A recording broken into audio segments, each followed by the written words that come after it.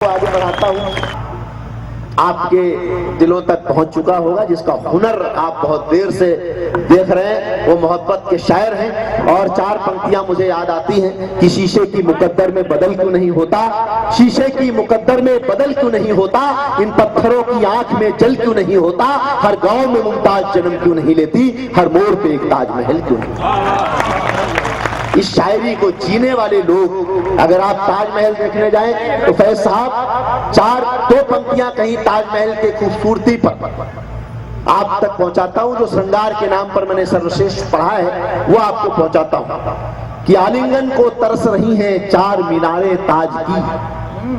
बिंब देखिए आप कि आलिंगन को तरस रही हैं चार मीनारे ताज की, दो बाहें हैं शाहजहां की, दो बाहें मुमताज। ये श्रृंगार है। जोरदार तालियां बजाएं भाई इमरान के पास।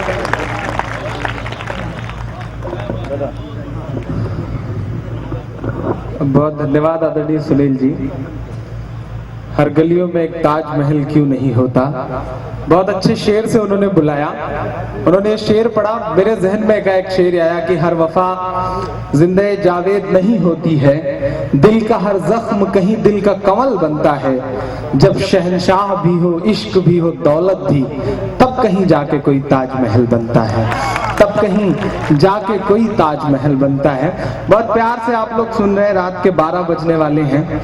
ये फैज भाई की मोहब्बतें, हम सारे लोग यहाँ हाजिर हो गए और उस मोहब्बत को निभाने में रात के 12 भी बज गए। वो मुझे याद आता है फैज भाई, एक बार एक हाथी ने एक चूहिया से शादी रचा ली।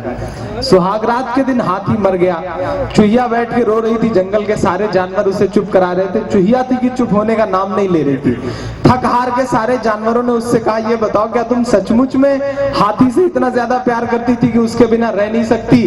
तो चूहिया ने कहा कि प्यार वार तो छोड़ो, साथ सिर्फ एक रात का मिला, जिंदगी भर कब्र खोदने में बीत जाएगी। तो ये समस्तीपुर से जो रिश्ता जुड़ा है फैज साहब से, वो फेसबुक पे मेरी इनसे दोस्ती हुई और जब ये कार्यक्रम इन्होंने संयोजित किया तो इनका आदेश हुआ कि इमरान भाई आना है, और वो निभाने के लिए हम सारे लोग आ गए। मैं 4 मिसरों से अपनी बात की शुरुआत करता हूँ, 4 पंक्तियां पढ़ता हूँ, मंच से दुआएं मांगता हूँ। पढ़ता हूँ कि चाक है जिगर फिर भी आए हैं रफू करके। मुझे लगे कि हाँ, मैंने जो मेहनत की है वहां बैठ करके वो जाया नहीं हुई है। पीछे जो लोग खड़े हैं, कुछ कुर्सियां जो खाली हैं, भगवान ने अगर खड़े रहने के लिए पैर दिया है तो बैठने के लिए भी कुछ दिया है। अगर हो सके तो उसे किसी कुर्सी या धरातल पर टिका दें तो आपको आसानी होगी। ज्यादा देर खड़े रहने से पांव दुखने लगता है। मैं पढ़ता हूँ, ये बहुत गंगा जमुनी तहजीब, फैज भाई की मोहब्बतें, तनवीर साहब, आनंद कुमार जी रात के इतने बजे तक यहाँ बैठे हुए हैं। बहुत बधाई देता हूँ, बिहार में आके मुझे ये खास बात लगी, वरना उत्तर प्रदेश में तो प्रशासनिक अधिकारी हो या राजनेता हो, आते हैं, दीप जलाते हैं और चले जाते हैं। आप यहाँ बैठे हैं, मैं आपको बहुत मुबारकबाद दूंगा।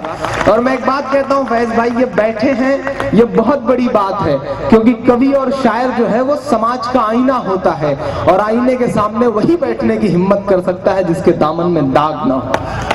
अगर आप बैठे हैं तो शायद आप साफ सुथरे हैं, और किसी प्रशासनिक अधिकारी को सब परिवार माँ बाप के साथ यहाँ बैठा देख करके मुझे और भी खुशी हो रही है। बहुत मुबारकबाद आपको। मैं पढ़ता हूँ उस खूबसूरत से माहौल को, इलाहाबाद जैसी पवित्र सरजमीन से आया हूँ। मैं 4 मिसरे पढ़ता हूँ। एक इल्जाम पिछले 62-63 सालों से कि हम मोहब्बत की बातें नहीं करते, हम अमन की बातें नहीं करते। सुनील भाई 4 पंक्तियां पढ़ता हूँ बड़ी मन की कि चाक है जिगर फिर भी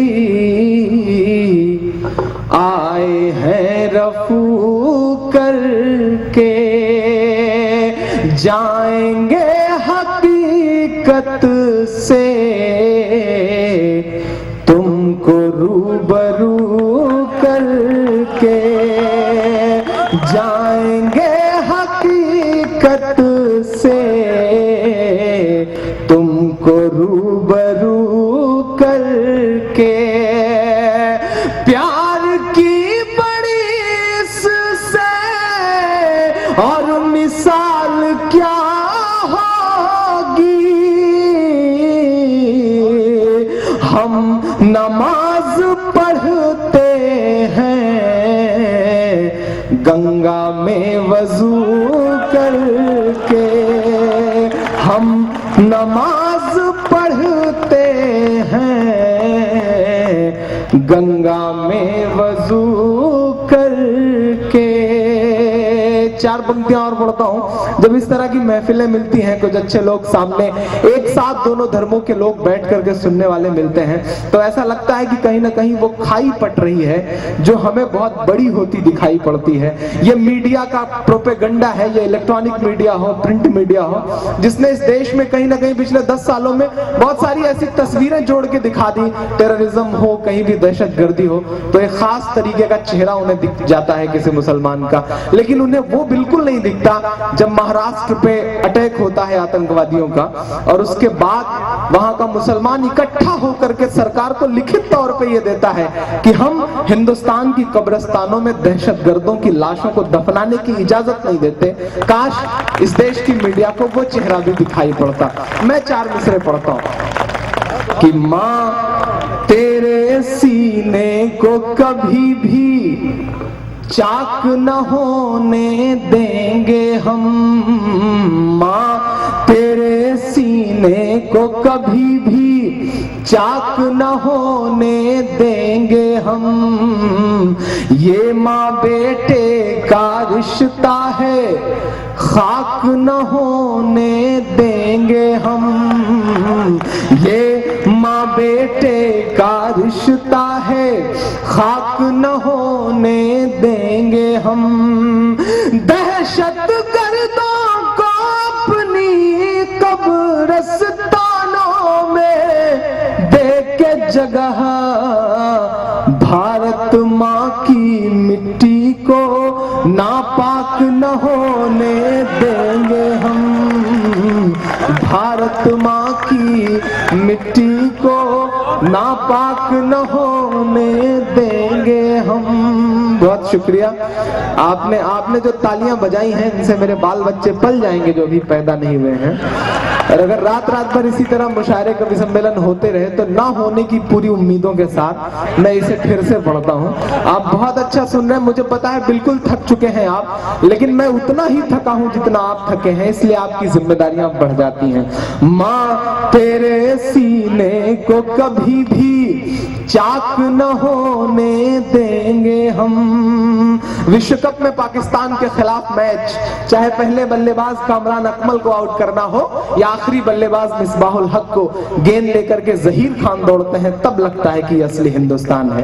मैं पढ़ता हूं। माँ तेरे सीने को कभी भी चाक न होने देंगे हम। ये माँ बेटे का रिश्ता है, खाक न होने देंगे हम। दहशत गर्दों को अपनी कब्रिस्तानों में दे के जगह, भारत माँ की मिट्टी को नापाक न होने देंगे हम। भारत माँ की मिट्टी को। निकट जी आपकी भी थोड़ी सी दाद मिले, अनामिका जी भी आपकी भी थोड़ी सी दाद मिले। मैंने आपके उन शेरों पे बहुत दाद दी है जो मेरी कम समझ में आए थे, फिर भी मैंने बैठे बैठे दाद दी है, तो मेरी चीजें तो समझ में आ रही हैं। मैं 4 मिसरे पढ़ता हूँ। बहुत अच्छे लोग यहाँ बैठे हैं, बड़े सलीके के लोग बैठे हैं। 4 पंक्तियां पढ़ता हूँ कि सभी के सामने एक दिन जरूर आता है। अब वो लोग बचे हैं जो कविता और शायरी को समझने वाले लोग हैं। सभी के सामने एक दिन जरूर आता है, ये हुस्न फानी है क्यों कर गुरूर आता है। ये हुस्न फानी है क्यों कर गुरूर आता है।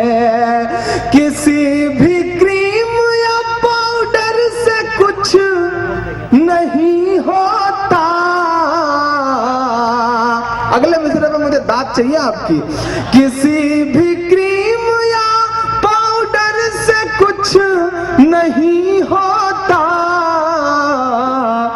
नमाज पढ़ने से चेहरे पे नूर आता है।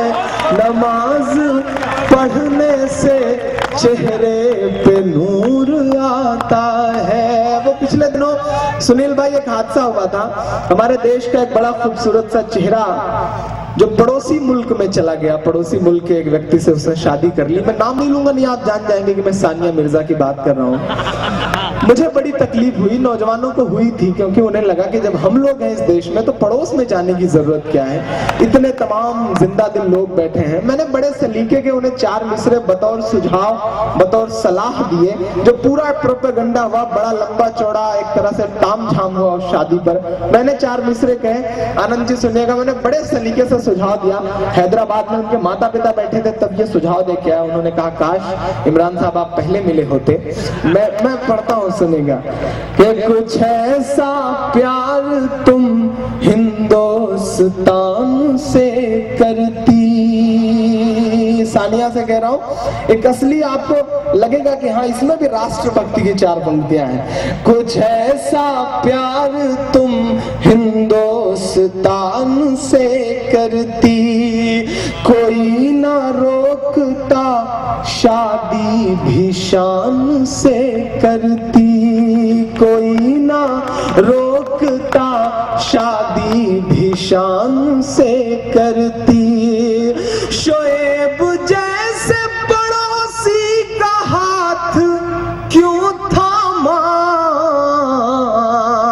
आपके जज्बात मेरे जज्बात से टकराएं तो आपकी दुआएं मिलनी चाहिए। शोएब जैसे पड़ोसी का हाथ क्यों थामा,